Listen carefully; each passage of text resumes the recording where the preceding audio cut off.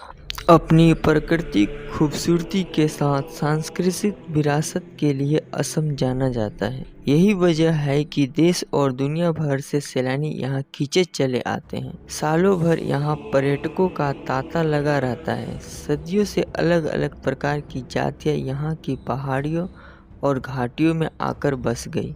इस तरह से यहाँ मिश्रित संस्कृति विकसित होती चली गई। संस्कृति और सभ्यता की समृद्धि परंपरा जो असम की खासियत है, वह समय के अनुसार बढ़ती चली गई। घने जंगलों के साथ चाय के बागान और बेहद स्वच्छ व निर्मल ब्रह्मपुत्र नदी असम की ओर पर्यटकों को आकर्षित करती है।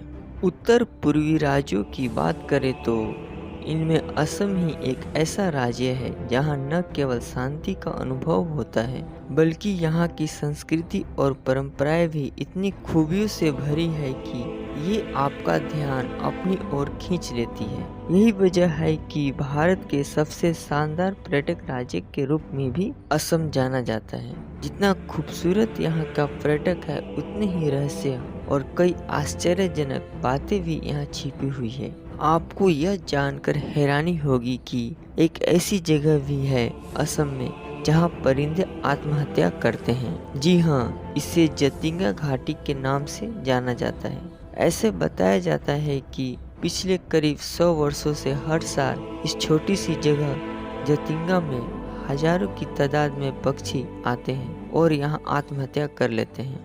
इस जगह की आबादी मुश्किल से 2500 लोगों की है। ऐसे में इस छोटे से शहर में आकर हर साल परिंदे द्वारा आत्महत्या करने की यह विचित्र घटना चर्चा का विषय बनी हुई है। आज तक इसकी वजह साफ नहीं हो पाई है। जब से जतिंगा घाटी के बारे में इस तरह की बातें फैली है, यहाँ बड़ी संख्या में शोध और अनुसंधान करने वाले लोग भी पहुँचे हैं। वो भी पता लगाने की कोशिश कर रहे हैं कि आखिरकार असलियत क्या है। देश और दुनिया भर में जतिंगा घाटी के पक्षियों के सुसाइड पॉइंट के रूप में जाना जाता है।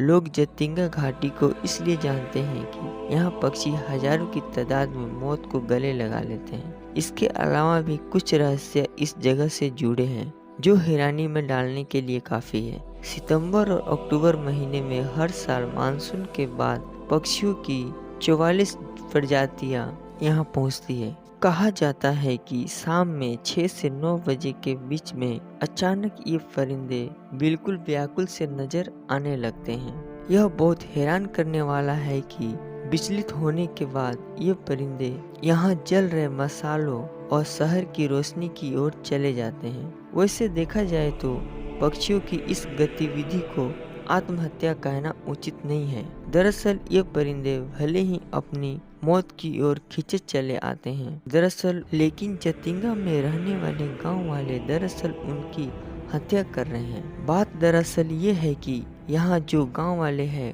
वो इन परिंदों को नकारात्मक ताकत मानते हैं। जी हाँ, यहाँ के गांव वालों का यह मानना है कि ये पक्षी नकारात्मक शक्ति के घोतक है। हर साल ये यहाँ इसलिए आते हैं ताकि वो उनका शिकार कर सकें। यही वजह है कि इन परिंदों को गांव वाले पकड़ लेते हैं। बांस के डंडे से तब तक उनकी पिटाई करते हैं जब तक कि वो दम तोड़ नहीं देते। इस तरीके से इन परिंदों को यह मालूम है कि यहाँ पहुँचने के बाद वो बेमौत मारे जाएंगे। इसके बावजूद हर साल खुद ही उड़ते हुए वे यहाँ अपनी मौत की जगह पर पहुँच जाते हैं। दोस्तों, आज के लिए बस इतने ही। यह जानकारी आपको कैसी लगी? अगर यह जानकारी आपको अच्छी लगी तो हमारे इस